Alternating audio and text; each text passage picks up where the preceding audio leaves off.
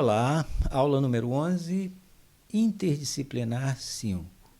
Fiquei algum tempo sem postar aulas e na última, até porque estive muito ocupado ultimamente, e na minha última aula houve um comentário de que o som ficou meio baixo, por isso agora estou com esse microfone aqui, comprei esse microfone, acredito que agora o som vai ficar bem melhor. Espero. Nosso assunto de hoje, o título é Brasil e Portugal têm em comum um idioma diferenciado. Parece meio paradoxo, né? Meio paradoxal, né? Brasil tem em comum, como em comum, se é diferenciado não é comum. Mas vocês vão entender essas diferenças e por que eu coloco dessa forma. Além de falar sobre português de Portugal e Brasil, vou falar dos países onde o português é a língua oficial e aspectos geográficos e linguísticos desses países. Bem, antes, vou fazer um comentário sobre, digamos assim, o brasileiro, quando ele viaja para um país cujo idioma não é o seu, no caso não é o português, fica preocupado. Ele fica preocupado porque é mais um obstáculo. É importante que ele saiba, pelo menos, se comunicar basicamente, ou então ele tem que ter um guia, ou então ele tenta enfrentar a situação, como muitos fazem, e aos poucos vai aprendendo lá mesmo. Aliás, isso não é válido só para brasileiro. Qualquer pessoa, ela se sente muito mais confortável quando ela vai para um país cujo idioma é o seu.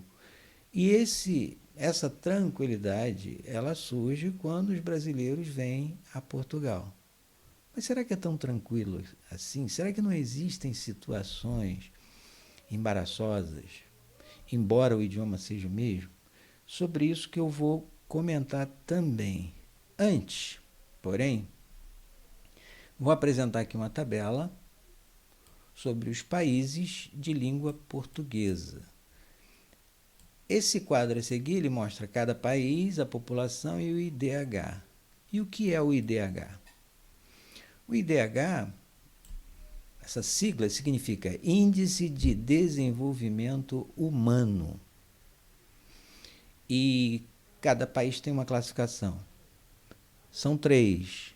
O país pode ser desenvolvido, subdesenvolvido ou em desenvolvimento.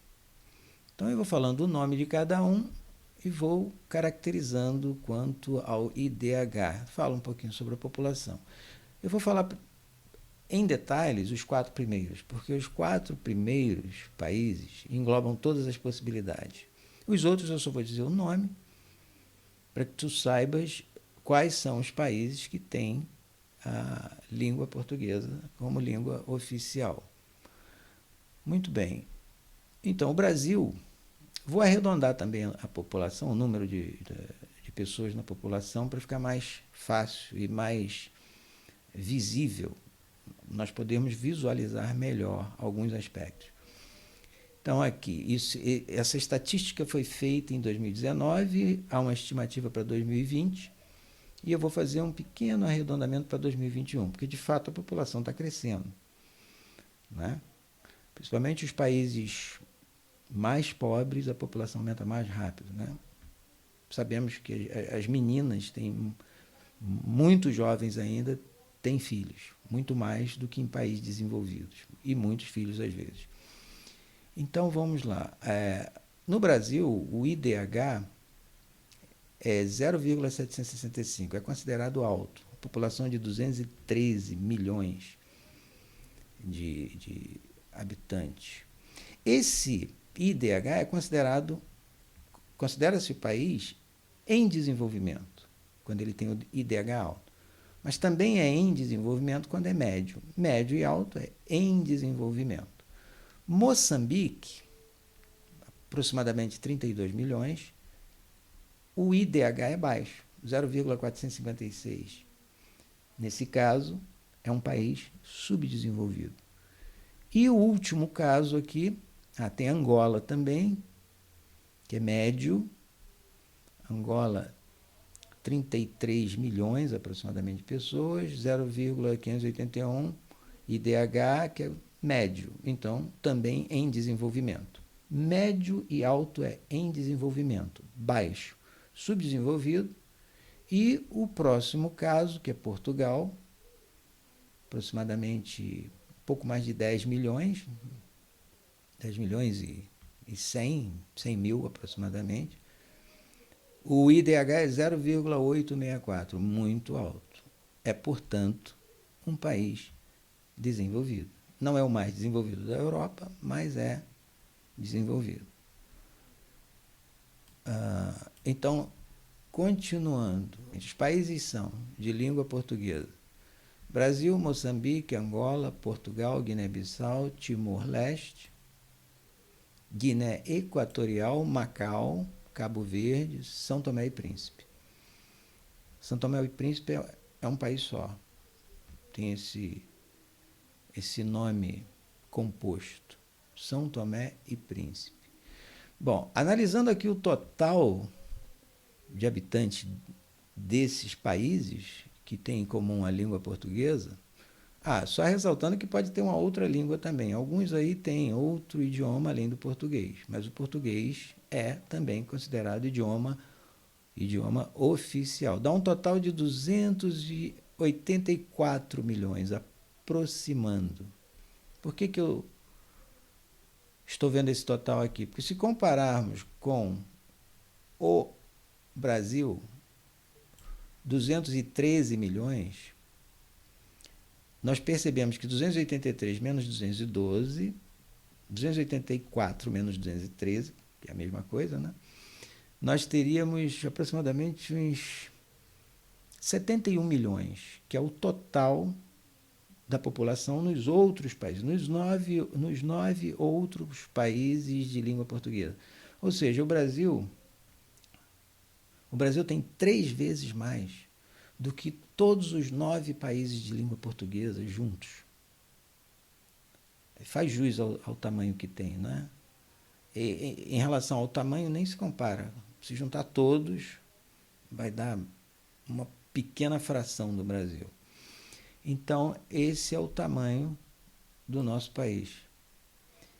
E uma outra coisa também destacada aqui é que a língua portuguesa é a 7ª mais falada no mundo. Tá? E um detalhe é que nenhum desses países, nenhum deles faz fronteira entre si. Tá? Então, eu falei aqui sobre o IDH dos países, tá? Índice de Desenvolvimento Humano. Classifiquei, né? O Brasil está classificado como em desenvolvimento. O IDH ele determina o padrão de vida do país, as condições para que em que você vive, condição de educação, etc. Então, o IDH do Brasil é considerado em desenvolvimento. Isso até eu me recordo quando eu estava no 7ª série na época. Nós estávamos no 1º grau, mudou, né? Agora é ensino fundamental. E não é mais 7ª série, é 7º ano. E eu me lembro que a professora Isabel, de Geografia, ela colocou no quadro uma tabela. E eu observei a tabela e comentei, então o Brasil é subdesenvolvido. E então ela disse algo que me chamou muito a atenção. Subdesenvolvido, não. A professora Isabel falou, o Brasil está em desenvolvimento. Gente, eu tinha 13 anos, passaram-se décadas e continua em desenvolvimento. Esse em desenvolvimento demora, hein? Nossa, como demora. Continuando aqui, foi só um comentário. Nenhum desses países faz fronteira entre si. Quando os países que conquistavam o mundo, conquistavam terras, que eram Portugal e Espanha, Portugal ele conquistou em locais totalmente separados e ele manteve a união, ele não dividiu aqueles países, diferentemente da Espanha, que também conquistava terras, né? Os dois eram os principais, que praticamente eles dividiram o mundo. E então os espanhóis dividiram. Se nós olharmos para o mapa da América do Sul, é todo dividido, né? E os países de língua espanhola na América do Sul, aliás, o português é o mais falado na América do Sul, porque o número de pessoas no Brasil é maior do que o número de habitantes em todos os outros países de língua espanhola. E eles fazem fronteiras entre si. Isso significa que esses países da América do Sul, conquistados pelos espanhóis, eles foram divididos. Ou seja, não sei qual foi o critério, mas isso não aconteceu com o Brasil. O Brasil ficou lá inteirinho. Por isso, ser do tamanho que é. Então, isso é só uma curiosidade para mostrar que, enquanto os países de língua portuguesa não fazem fronteira entre si, isso não acontece com os países, a maioria dos países de língua espanhola. Continuando, voltando à língua portuguesa. O meu trabalho aqui é mostrar essas diferenças entre Portugal e Brasil. E cabe aqui nós observarmos que até mesmo dentro de um país há uma variação incrível. Tanto que esse mapa que eu vou apresentar aqui do Brasil, ele tem 16 dialetos. Ele diz que nós possuímos 16 dialetos no português brasileiro. O que significa isso? São formas, são sotaques diferentes, palavras diferentes, dependendo da região. Então, observem que só no Brasil nós temos os seguintes dialetos, conforme ele aqui esclarece: nortista, costa norte, recifense, serra amazônica, baiano, o dialeto brasiliense, né? Sertanejo, mineiro, fluminense, carioca, caipira. Estou descendo, estou indo para o sul do país. Paulistano,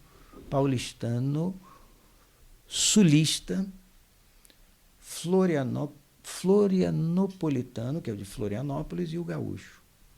Então, percebam, dentro do mesmo país nós temos sotaques, nós temos palavras diferentes. Isso, eu diria o seguinte, eu acrescentaria que isso é comum, isso é algo universal, que ocorre em todos os idiomas. Se você for à Alemanha, você vai perceber que norte, sul, leste, oeste existem diferenças.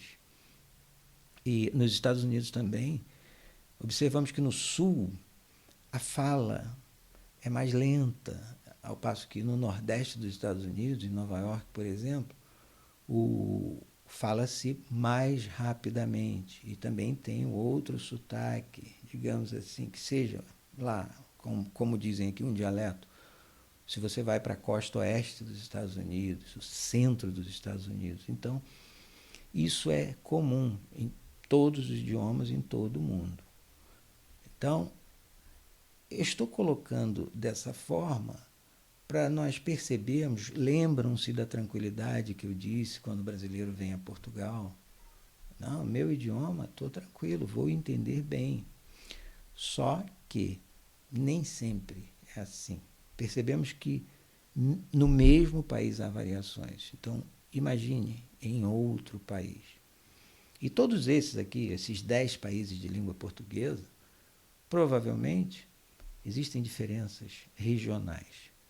Tá? Então, vamos observar agora as diferenças do português de Portugal e português do Brasil. Eu fiz aqui, coloquei um grupo de palavras, claro que existem muito mais, mas eu vou falar a palavra e você vai visualizar conforme você conhece. E depois eu vou dizer qual é o significado que essa palavra tem aqui em Portugal. Então eu começo aqui com essa palavra, durex. Até aconteceu uma situação bem interessante, por isso que eu falo que não é tão tranquilo assim, nós temos que nos adaptar. É que entrei numa loja com o meu filho e de repente nos distanciamos e eu disse: não podemos esquecer o durex. Ele: fala baixo. Por que fala mais? Aqui é preservativo. Então, durex significa preservativo em Portugal. Bem, há até uma analogia com o inglês, que eu me lembro, eraser significa borracha ou apagador nos Estados Unidos. Já na Inglaterra é rubber, rubber. Só que se você fala rubber nos Estados Unidos, também significa preservativo. Então, são diferenças que, às vezes, dependendo da situação, você pode até ficar sem jeito. Portanto, temos que nos atentar para esses detalhes.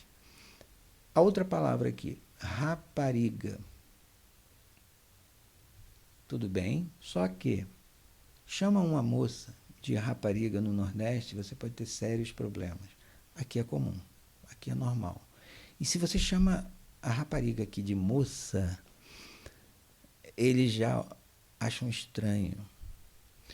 Uma outra palavra aqui, assim, rabo. Rabo aqui significa o bumbum, isso mesmo, a bunda.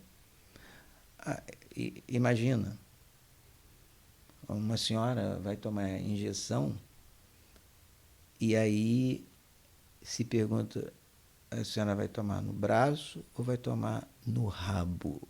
Imagina que situação, né? E para eles é natural. Aí um detalhe, tem mais um detalhe aí, que pode deixar pessoas até constrangidas. Que injeção aqui é pica. Pica. Propina.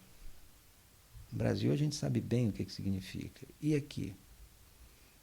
Propina significa mensalidade. Canalha. Aqui, grupo de crianças. Puto. Sinto muito, pessoal. É isso mesmo. Puto. P-U-T-O. Significa adolescente aqui. Casa de banho quer dizer banheiro. Ainda que você não tome banho. Se tiver somente a pia e a sanita, sanita é o vaso sanitário, você chama de casa de banho. E um detalhe, banheiro também pode se referir a salva-vidas em alguns lugares em Portugal. Em outros, chama-se de guarda-vida, mas salva-vidas em outros lugares, salva-vidas. Talvez banheiro, por conta de ele cuida das pessoas que estão se banhando, né? Vamos tentar ajudar, né? Invisual. O que deve significar aqui? Invisual. Cego. Pai Natal. Significa Papai Noel. Empregado de mesa. Aqui, empregado de mesa é o garçom do Brasil. Nós importamos essa palavra que vem do francês, significa rapaz, garçom, só que aqui eles não adotaram, eles são bem literais em algumas coisas. Empregado de mesa. Chávena, no Brasil é xícara. Paneleiro é homossexual. Uma outra coisa, nós falamos muito em aplicativo no Brasil. Aqui é aplicação. Pequena diferença. Comprovativo. Aliás, no Brasil nós falamos comprovante. Aqui é comprovativo. Às vezes troca-se o são pelo ento. Os dois são substantivos. Substantivos abstratos. E é curioso, eu me lembro certa vez na aula de português, eu estava explicando sobre termos que foram cristalizados, né? Quando nós falamos salvação, a gente fala geralmente dentro de religião, salvação de Cristo, exemplo. E salvamento em relação ao bombeiro. Poderia ser o contrário. Isso foi uma questão de cristalizou-se dessa forma. Lá no início, poderia ser salvamento de Cristo e salvação do bombeiro. Mas se nós falarmos isso, fica estranho. Ninguém fala, chegou o serviço de salvação do bombeiro, ou Cristo é o salvamento. Não. usamos o contrário. Então, percebemos que são formas cristalizadas. E esse são pelo ento, encanação, encanamento, é muito trocado aqui. Você percebe que, às vezes, no Brasil, eu falo encanamento, sempre falei. Bem que alguns pedreiros falavam encanação. Mas aqui você, às vezes, há essa troca. Isso até não afeta a comunicação. Uma outra palavra curiosa é, se eu disser aspecto, você nem percebe, né? Mas se botar um Czinho aqui, aspecto. Aqui em Portugal é aspecto. No Brasil é aspecto. E tem um outro também, infecção, e não infecção. Então, fato, Portugal, facto. Infecção no Brasil, aqui é infecção. Uma hora tira o C, outra hora coloca o C. É um problema. Assim, e só fato, a palavra fato também existe aqui, significa terno ou uniforme, sem o Czinho. Mas se tu queres falar fato, como se diz no Brasil, você tem que colocar um C, facto. Se tu queres falar infecção, você tem que falar infecção, só para ficar bem claro. Outra coisa, não fale celular. Não é celular, é telemóvel. Giro é algo legal. A palavra controle aqui é controlo. Então, giro é algo legal. Algo, pode ser no feminino ou masculino. Giro ou gira. Quando você admira, isso é muito giro. Ela é muito gira, ela é muito legal. Registro, perde o R aqui. Fica registro. Curioso que eu fui pegar um documento, fiquei até feliz de pegar aquele documento, e lá estava o meu nome e tudo mais. E aí eu falei, poxa, escreveram errado aqui, faltou o R. Aí me disseram, não, está correto, aqui é registro. Inclusive, eu via muita gente dizendo no Brasil, falando registro com S. Não, é G. Não existe registro. É registro. E aqui em Portugal, registro. Ok? Então, tudo bem? Sim. O acento circunflexo, muitas vezes, aqui em Portugal, se transforma em acento agudo. Todas as palavras em português do Brasil, proparoxítonas são acentuadas. Então, econômico, autônomo, em Portugal são acentuadas também, só que no lugar do acento circunflexo, nós temos o acento agudo. Outra coisa muito comum aqui é o uso do tu. Só que há uma diferença. No Brasil também usamos muito tu. Só que a concordância ela é feita incorretamente. Ela é feita com o verbo na terceira pessoa e não na segunda. Tu é segunda pessoa do singular.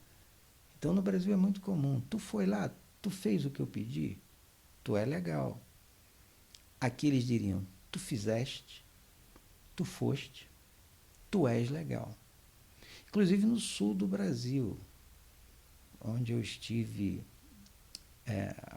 ano passado, fui ao Rio Grande do Sul, todos usam tu, mas chamou até a atenção que só uma menina que trabalhava numa academia, ela falava direitinho, tu fizeste, tu foste, tu vens amanhã participar da aula.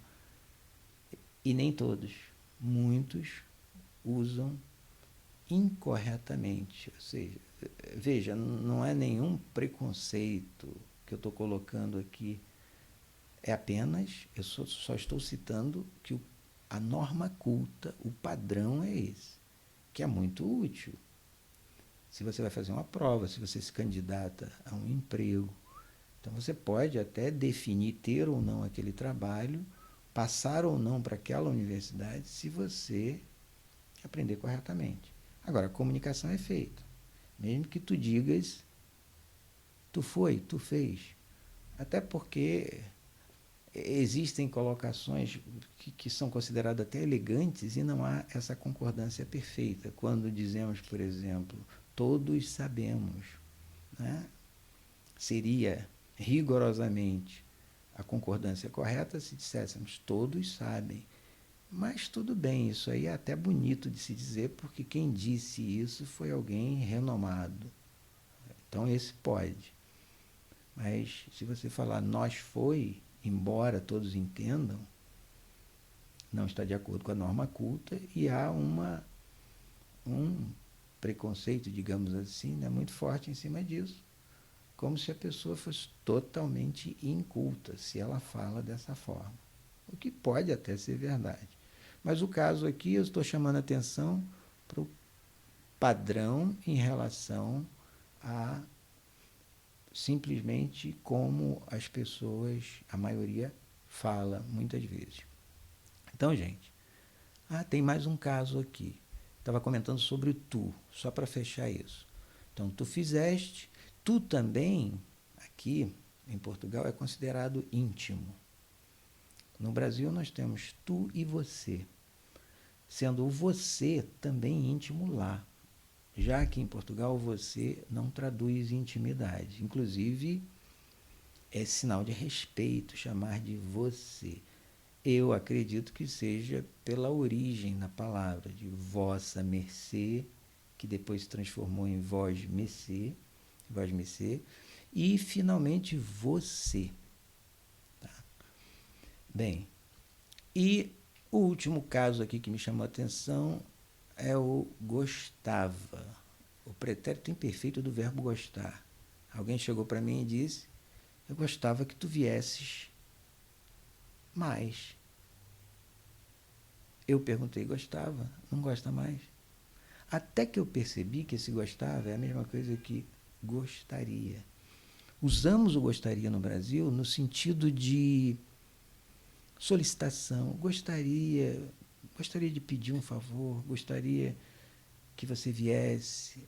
É algo suavizado. Ao invés de você falar, quero que tu venhas. Então, o nosso gostaria, que também pode significar uma situação hipotética, gostaria muito de viajar, mas não tenho condições, gostaria. Aqui eles falam, gostava muito de viajar, mas não tenho condições. Ou então, quando eles querem solicitar algo, gostava de, digamos assim, 2 sucos e uma pizza. Gostava de 2 sucos. O que você está falando aqui? Aqui significa o quê? Eu gostaria de 2 sucos, uma pizza. Então, é um pedido. Ao invés de gostaria, usamos gostava. Bom, só para fechar nosso assunto, eu vou dizer para vocês o seguinte, eu estou aqui há pouco mais de 2 meses e já vi muitas diferenças. Elas são inúmeras, tem muito mais. Talvez até no futuro eu faça uma aula maior, mais longa, sobre a maioria dos casos. Senão demoraria muito, muita coisa. Embora falemos o mesmo idioma que Portugal, que se fala em Portugal, as diferenças são inúmeras. E existem diferenças também, se considerarmos os outros países. Se visitarmos os outros 9 países, certamente, e eles entre si também, há diferenças. Talvez nem tantas, né? Predomina, para nós, a gente acha que todo mundo fala com sotaque de português, mas eles percebem outras diferenças que nós não percebemos.